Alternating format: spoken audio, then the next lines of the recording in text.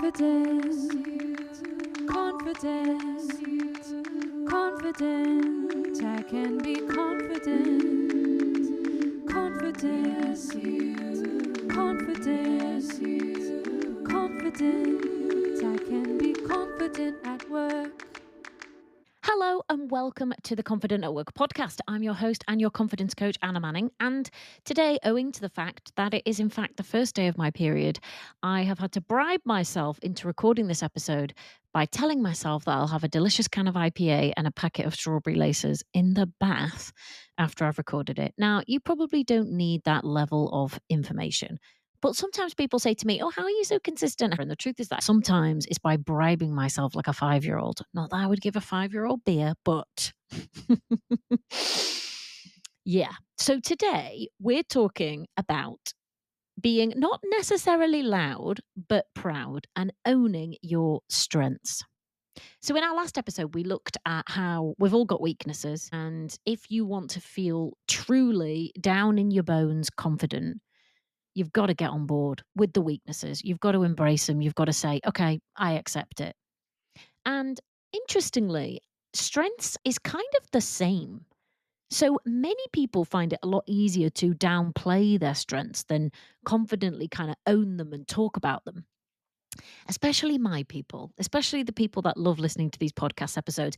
You're not the world's natural braggers, are you? You're not like bragging around the town, being really loud about your achievements and things that you think you do well. No, I didn't think you were. And cool, that's fine. That's the way it is. But I want to do this episode because I want to explore why recognizing and embracing your strengths is actually, I think, as important as accepting the weaknesses that you've got. I think it's two sides of the same coin. And it's also part of a high confidence cycle, which is why it's important for us. So we're going to take a little look at why you might struggle to own your strengths, the power of acknowledging them, practical ways you can use to, accept them, embrace them, talk about them, and what impact that might have for you. But I'm going to start with a story. And this is a story of a lovely client who has a job interview. And I asked her if I could share this, and she said, go ahead. If it will help somebody else, fine. She is maybe like you in that she doesn't love bragging about things that she does well, despite the fact that she does lots of things very well. And because she has a job interview coming up, she's actually hyper aware that now has come the moment to really talk about what her strengths are, what she's proud of, the work that she's done. And that causes her a difficulty. She's going to have to, as she put it, own her strengths in this interview if she's going to actually show them who she is and why she's the best person for the job. But she's not someone who likes to talk about her achievements. She's not someone who likes to be loud and proud when it comes to the stuff she's done. She maybe is a bit more like you. So what does she do? She suddenly has to figure out a way of talking about the stuff that she's done, being proud of it, acknowledging it, and really showcasing it to the best that she can, because she knows she's the best person for this job. And if she doesn't do it, they won't know that she's the best person for the job. So that's just one reason why you might want to get good at owning and talking about your strengths so that you can feel confident talking about them in interview. Now, I think there's loads of other reasons why it's a good idea, but there's just one. So why do we struggle to own our strengths, talk about our strengths? And of course, this totally depends on your cultural background, your family background, how you've been brought up. But a lot of us have received messages around being humble and been advised not to, come across as arrogant. We take those messages in. And we might make those messages mean you probably shouldn't talk about stuff that you do well, and you probably shouldn't acknowledge stuff that you do well. You should probably just downplay it and pretend that you haven't even noticed. And you know what it's like. You'll throw someone a compliment or say, oh, you did that really well. And they'll be like, oh, not really, blah, blah. And I think that's really part of our cultural, social programming. I'm going to say in the UK, but I know there's listeners from all over the world.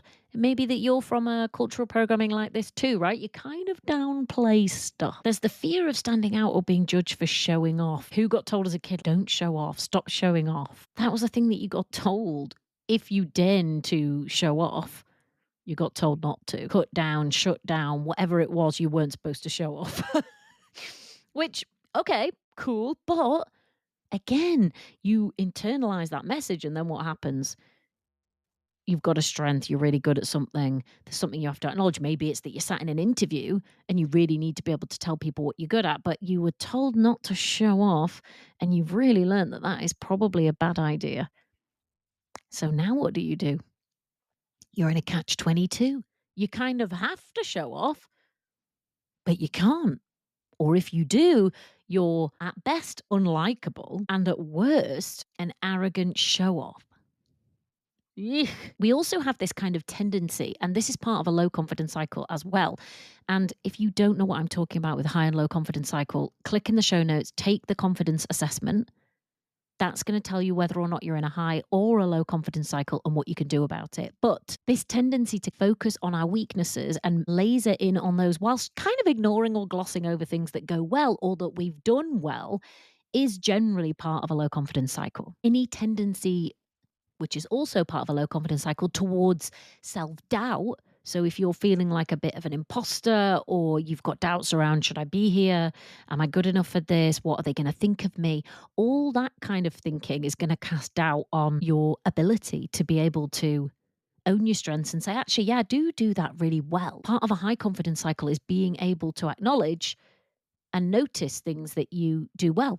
And for most of my clients, that's incredibly difficult at the beginning. So whilst you're still in a low confidence cycle, that's going to be hard. So all of those things, or even some of those things, might come together to make it more difficult for you, or more of a struggle for you to just own your strength and be able to be out with it. But I think there's power in acknowledging your strengths. And one of the reasons why I think there's power in it is because I think it actually helps you to build self-trust when you're able to actually own, let's say, your strengths, your expertise, your experience, and be like, yeah, I've got that. I've earned that. I've worked for that. I've grafted for that. I have that. That is owning a strength. That is owning experience. That is owning expertise. To me, that doesn't feel like showing off, but it feels realistic. It's true. And it builds self-trust, which builds confidence. I think there's also a connection between being able to acknowledge and own your strengths and being a manager or a leader. Because one of the things that you're typically taught when you become a manager is about appreciating, acknowledging, and helping other people to use their strengths, and also having the self-awareness to be aware of yours. In order to feel confident taking management, leadership positions, promotions, you want to feel, I think, like you're on solid ground when it comes to things that you do really well. You want to have that as a central foundation for what you're building on. Otherwise, what are you building on? Quicksand. And you're going to end up in a low confidence cycle. I also think being able to acknowledge your strengths is important for your authenticity and the kind of impact that you can have. Now, it might feel like a bit of a bullshitty thing to say, like being authentic, but I just mean it in terms of you are who you are. You've got a natural set of strengths and abilities, and that is slightly different from anyone else's. There are things about that that are unique. And when you can see that and when you can own that, it really allows you to play in those strengths areas and be like, yeah, this is who I am. And who I am includes, as well as the weakness stuff that we talked about from last week, some strengths. It includes the fact that, and these are examples, I'm able to build trust really quickly with people, that I'm great at making people feel like they can do anything, that I'm someone that is able to generate loads of ideas and new connections between people, between things, right? They're just some of my strengths. Yours are going to be different. But that makes up a unique individual, and your strengths are part of you as a unique individual. And a unique proposition, if you like, if you want to think of it like that. Like my client who's going for that job interview, her strengths make up her unique profile. And when she can really show that to somebody plainly in an interview, they can really see her strengths and they can really understand who she is and what she does well and what she's going to bring to their team. And for her to be able to do that, is key. If you're like most people, you're great at noticing the strengths of other people and acknowledging them for them. And you probably do that because instinctively you know it helps people to feel confident. It helps people to flourish. It helps people to feel good. You notice who they are and what they're good at, and you tell them. Maybe there's power in being able to do that for yourself too. Very often we want that acknowledgement from other people. Be great if we got it all the time, but we don't always. But what if you could trust that you were the one who was going to be like, yes, I see your strengths. I know my strengths. I know what I'm good at. I know what I can bring. And here I am with them. Yes, I've got flaws as well, but here are my strengths. This is what I do really well. Maybe even this is what I'm proud of. I talked earlier about that cultural pressure to be humble and to avoid being arrogant and show off and the fear of being judged for all of those things. But tell me, the way I just said it, did it feel like that's what I was doing? Did it feel like I was being arrogant and showing off? I think I was just being honest. You may see it differently, but I'm hoping by sharing those things that I think are strengths for me, I'm going to encourage you to acknowledge and recognize your own. So, practically, here's 4, 5 maybe things that I think can really help with this. And the first one is just really simple, it's just to take stock. So, maybe you write a little list, you might have to ask other people, what are those strengths, the skills, the attributes that come really easily to you? Are you really patient? Are you really adaptable? Do you really solve problems? Have you got one of those brains that just connects the dots and sees the links between things? Are you great at listening? Are you really honest, even in difficult situations? Are you someone that always takes the initiative? Are you someone that's dependable? Do you have attention to detail? Are you great at customer service? You've got strengths. We all do. And maybe it would be nice to just think a little bit about what they are. The other thing that I think can be useful, especially before you are trying to do this in a job interview, is to just practice saying them out loud. Share it in a way that feels okay to you, whether that's in a conversation, maybe it's just with someone you trust, maybe it's just with me, maybe it's on LinkedIn, maybe it's in a meeting. I don't know. Maybe even if you lead a team, you could talk to them about the importance of being able to own and recognize your own strengths. And maybe you could practice sharing them, saying, something I think that I do really well is, couldn't that be a really nice exercise? People will squirm probably at the beginning, but you know what? In the end, when you've practiced saying it out loud a few times, everyone will get on board and they'll be all right with it. And you probably will too. And then I think it's just a bit of a mindset shift, this one, but it's to try noticing when you're being self-depreciating and just question whether that is respectful of yourself. So you might tend to kind of downplay and downgrade your strengths. Let's say someone says, "Do you know what? You're such a good listener. It's always great to talk to you." And you're like, "Oh, not really, blah blah blah." Maybe just try noticing that when you're being self-depreciating and actually ask, is it respectful to me, to the person that I am, to go unacknowledged for something that is actually a strength? Maybe you are actually a really good listener, and maybe it would show you self-respect to say, thank you. I hear that. I accept that. Thank you. Maybe that's not arrogant. The next thing is just to get used to acknowledging yourself for stuff. And as I said at the beginning, this is part of a high confidence cycle. And it's an important part, actually. It may seem like a small thing, but it's not. So you want to be able to acknowledge progress, effort, as well as results. But I want you to also be able to acknowledge yourself for your strengths. Someone who's feeling truly confident is going to be able to do that. They're going to be able to say, yeah, I do that really well. That is something that I do. Now, they might not sound like they're bragging. They might not sound arrogant, but they will be able to acknowledge it. And I do think that is respectful to yourself, to your strengths, to your skills, to your experience. And it's nice to be acknowledged and respected, isn't it, for the things that you're good at? And if you're still struggling with this, I want you to think of it from the external perspective, as we very often do on the podcast. So I want you to Notice what it would be like for no one to ever see the things that you do really well, for no one ever to notice. And you might say, do you know what? I'd be fine with that. But most people, they like good feedback. And you're probably the same.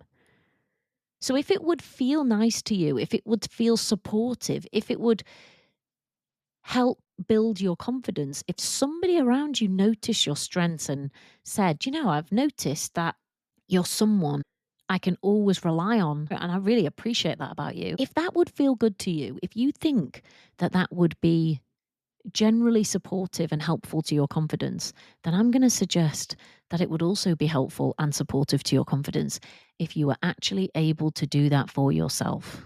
And that brings us on to what the impact is. So why should we do this? Feedback, which is fair, part of a high confidence cycle, includes the good as well as the bad. It includes acknowledgement and fair feedback about what went well and areas of strength and being able to acknowledge those. I actually think it also enhances relationships and probably will enhance working relationships, because rather than blocking people from seeing those strengths or appreciating them, you're going to allow them to be seen. And maybe you allow them to shine. Maybe you allow them to impact the people around you or your organization or the people that you work for. Maybe you allow those strengths to flow out into your community and to make a difference. Hell, who knows? Maybe your strengths could even change the world. But when you allow yourself to be seen and appreciated for who you actually know you are, which includes the stuff that you have a strength in, that's going to enhance your relationships and the potential impact that you can make while you're here on this earth. It also might lead to, and this is the last one, better opportunities. So if you're actually able to say, I'm really strong in that area, I think I could help with that, then you're going to attract the confidence of other people. You're probably going to attract recognition, and you may be able to do some things that you want to do. You may be able to progress. You may be able to attract or retain opportunities. Maybe you're just able to say it in a job interview without cringing. Plain as day, here it is. This is the stuff that I do really well, and here's how I think it will help you. If you think it would be good for you to be able to do that once you get to a job interview, then please take this episode semi-seriously because it's going to help you. And I've got a bit of a challenge for you. So I spend a bit of time on LinkedIn. And this week, because I'm doing this podcast episode, I'm going to go over there and make a post about this podcast episode.